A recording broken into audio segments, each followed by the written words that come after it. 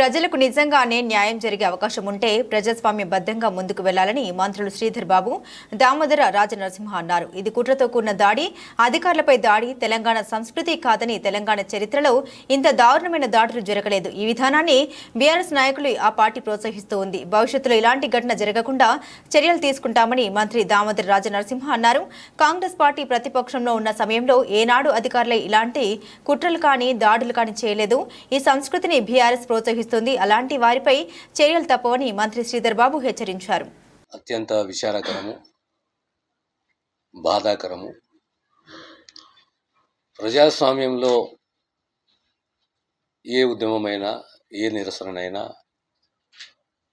శాంతియుతంగా వాళ్ళ అభిప్రాయాలే కానీ, ఆవేదన కానీ వ్యక్తం చేసే హక్కు ఉన్నది. దాని ప్రభుత్వం, ప్రత్యేకంగా కాంగ్రెస్ ప్రభుత్వం గౌరవిస్తుంది.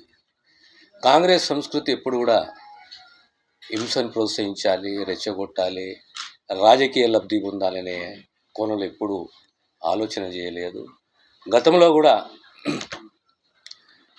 ఈ భూసేకరణ కానీ, ఆర్ఎన్ఆర్ ప్యాకేజీలే కానీ ప్రజలకు బాసటగా నిలిచింది కాంగ్రెస్ పార్టీ. ఒక మల్లన్న సాగర్, ఒక కొండపోచమ్మ ఇలాంటి భూసేకరణ ప్రజలకు అన్యాయం జరిగేటప్పుడు ప్రజలకు బాసటగా ఉంది. న్యాయపరంగా దీక్షల ద్వారా, నిరసనల ద్వారా పోరాటం చేసి తన హక్కులు కాపాడుకున్నది. ఎక్కడా కాంప్రమైజ్ కాలేదు. కానీ ఏ నిరసన అయినా ఇది వ్యక్తం చేయదలుచుకున్న సంపూర్ణంగా సంబంధించిన సంఘటన విషయంలో ఆ దాడిలో గాయాలకు పాల్పడిన వ్యక్తులకు సంబంధించిన అంశాల విషయంతో పాటు గాయపడ్డ మా అధికారి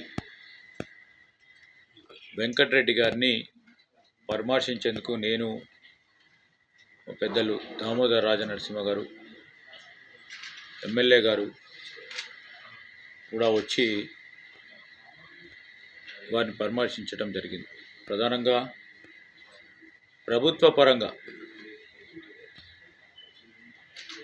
ప్రభుత్వ అధికారి అనేవారు రాజకీయాలకు అతీతంగా ప్రభుత్వం తీసుకున్న నిర్ణయాలకు అనుగుణంగా అనునిత్యం పనిచేస్తూ ప్రజల సంక్షేమం గురించి